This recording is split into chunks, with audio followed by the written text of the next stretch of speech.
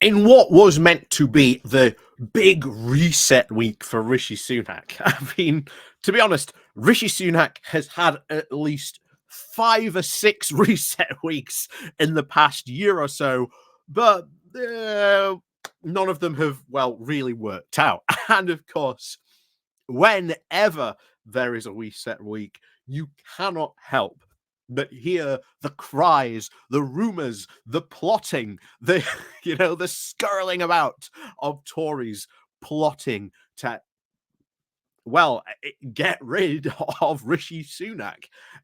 There are now a number of plots, plans, schemes out there to oust and get rid of Rishi Sunak. But the big thing we've always said is, and it's what stopped, or at least what kept Johnson there for a fair while. Who do you replace Sunak with? Who is this big, bright unity candidate that somehow all the party can agree on, just like, they were all meant to agree on Rishi Sunak? Gee, that worked out well, didn't it? Who can that person be able to do that? And it is just the state of the Tory party that it has just become so fractured, so broken apart into all these myriad different groups. I mean, there's at least, if you've been keeping count, there's like 12 different groups, at least at any one time, operating, all various different members, all switching different allegiances and sides, all with very different ideological, settings and goals they want to achieve. Needless to say, it is in an absolute mess. However, this morning, James Cleverly, of all people, has come out and warned Tory plotters about ousting Rishi Sunak. So if James Cleverly is coming out and saying this, someone who, bear in mind, is yet another potential candidate for replacing Sunak, or at least one of the potential, because we've had this before. You may remember a while ago, it all came out that Kimi Badenoch was like the candidate that the plotters were putting forward, and she had to run out and go, "It's not me. I'm totally not plotting against Rishi Sunak. I'd, cross my cross her arms. I'd never want to become Tory leader yet." And then Penny Mordaunt, same thing happened to her. All the news was, oh my God, we're going to get rid of Sunak and then we're going to usher in Penny Mordaunt. Penny Mordaunt didn't even come out to refute these claims because, and when she was eventually asked about this stuff, she said, well, I just feel it's ridiculous and it's really not the time and place to be talking about this. Now it seems James Cleverly almost coming out in this, as we'll see in a moment, seeming to try and preempt like these talks about potentially him being the unity supposed candidate that we can all unite behind and then lose the general election together. But before we do get into this, please do remember to click on the like, share, and subscribe button. And of course, down below, there are links to my Patreon page, the one donation link called Buy Me Coffee, where you can buy me coffee, the YouTube thank you button, and of course, as always, there is the Pony Club as well down below. So yeah, I always forget that for some reason, but there you go. Like I say, please do check those out down below.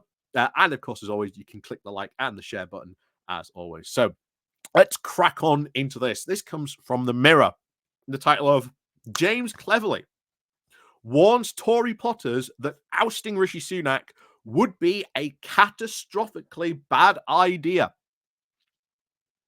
So, top Tory James Cleverly has warned his mutinous colleagues that forcing Rishi Sunak out before the election would be a catastrophic bad idea.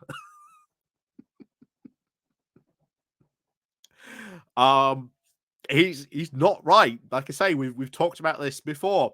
You get rid of Sunak, who's the candidate?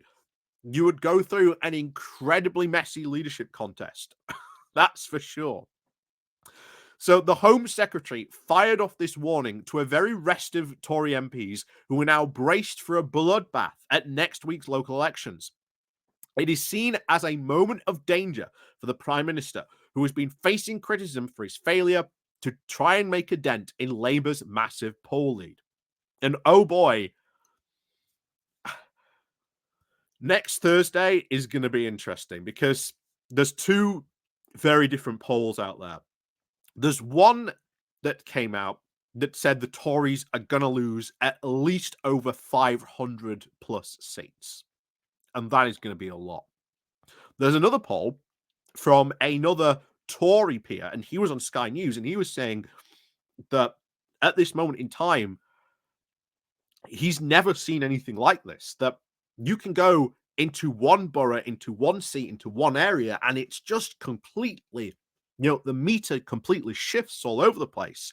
So he said it could be roughly around 400 plus. That's what he thinks. Even then, that would be quite bad. That would be very, very bad for the Tories to lose. Bear in mind, they are defending at this local election 900 and something in that region. I can't remember exactly, but it's 900 and something. Even to lose about 400 plus councillors, that's bad. Like, that's bad. But the big one, of course, is going to be those two regional mayors, Andy Street in the West Midlands, and of course Ben Houchen in Teesside. If they lose both or one of those, hopefully Ben Houchen, that is going to cause a lot of problems for them. So we'll see what happens, but oh boy, this time, like I say, this time next week, we will be talking about the May elections, like what the result was, how it went down, how this all shaped out, how the Tories are faring, on the morning after. Because oh boy, it's going to be interesting. So, back to it. So, speaking at a press gallery lunch at Westminster, he said, "If you are going to jump out of an airplane, please make sure you have a parachute before you leave the airplane. And don't say, we'll work it out on the way down. Those people who think another leadership campaign, as truncated as it might have been between now and the election, is anything other than a bad catastrophe and a bad idea. I don't get it." Well, there's a lot of people in his party who would love to have that leadership contest, who really do not think it's a bad idea. But, all I can say is it's good to see them fight. Anyway, Mr. Cleverly said he was, quote, not from his Rishi Sunak's political tribe, and did admit that he was surprised to be asked to stay on as Foreign Secretary after backing both Liz Truss and Boris Johnson instead of Sunak.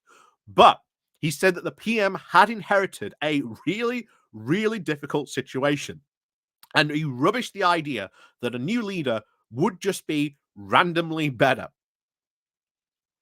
Well, here's the thing. Sunak has had over a year. What exactly has he done? What exactly has achieved? Yeah, he's passed the Rwanda bill. But ultimately, and you can see it here, like James Cleverly, who famously rubbished the idea, is saying here in that story there, it's not a silver bullet to fix the small boat crisis. The Rwanda bill isn't going to work. It's a colossal waste of money. It's going to end up costing more than HS2 by like 2030 if we let it run. Labour's already said we ain't going to continue with it because it's just such a bad idea and a waste of money. What's Rishi Sunak's political legacy at this point? Oh, he banned sort of smoking for, progressively older generations. Even his own party is massively against that. So interesting times. And as I said, we'd be left with this zombie parliament. who just aren't doing anything, aren't really putting forward any new groundbreaking or spectacular ideas because they know they haven't got the time to do it. But let's continue. So, during a very recent, frank, and on the record speech, Cleverly joked that he was reshuffled to Home Secretary because, quote, we had no old Etonian Bullingdon Club members at all in cabinet, and it was a swipe at David Cameron, who replaced him as Foreign Secretary. And he quipped that the mega rich Sunak had, quote, had to stand on his wallet to be able to look him in the eye to demote him. Gee, that's someone who really sounds loyal to the cabinet, really loyal to the current government, right?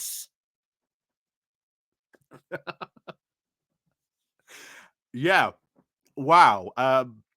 Two big swipes at people there. Not only, of course, Cameron, but of course, Rishi Sunak as well. So this comes as Conservatives are now on course to lose more than 400 seats at the local election in England. And according to election analyst Rob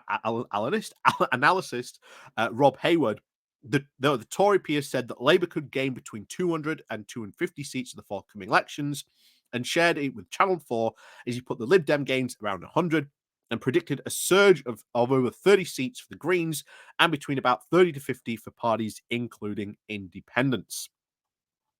So overall, things are not good for them. They know they are already trying to brace themselves for what is coming next week. And like I say, this time next Friday, we will know the results. We will know what's happened. And we will be hopefully celebrating the ousting of Ben Houchen, which I am hopefully very, very, very, very much looking forward to. Andy Street, if he loses, fine, excellent, great. But he's not the one, of course, that has that massive brewing corruption scandal that is absolutely going to not only potentially link to Rishi Sunak for okaying possibly some of this stuff, but a whole range of Tories who push this stuff. And then it calls a whole load of other things into question. So, once again, if you are in Teesside and you are voting for, in that area, and you do get your Teesside mayoral vote, do vote for Labour because they need to get them out fast and quickly. Because the quicker you do, the more easier they're out. Then we can finally find out just what on earth is going on the Teesside Freeport. Because honestly, just more and more stuff comes out about that place almost every week because people have started looking at it with some seriousness, and they've slowly started, should we say, digging more and more. So, and of course, you've got Rachel Reeves saying, hey, we're going to send in the National Audit Office, which is certainly making some very people uneasy at the Teesside HQ from what it said in the private eye. But of course, as always, we'll talk about that maybe later, maybe another time. And of course, when all this scandal erupts, oh boy, is that going to be fun. So, as always, thank you very much for watching. And of course, as always, we'll see you all next time.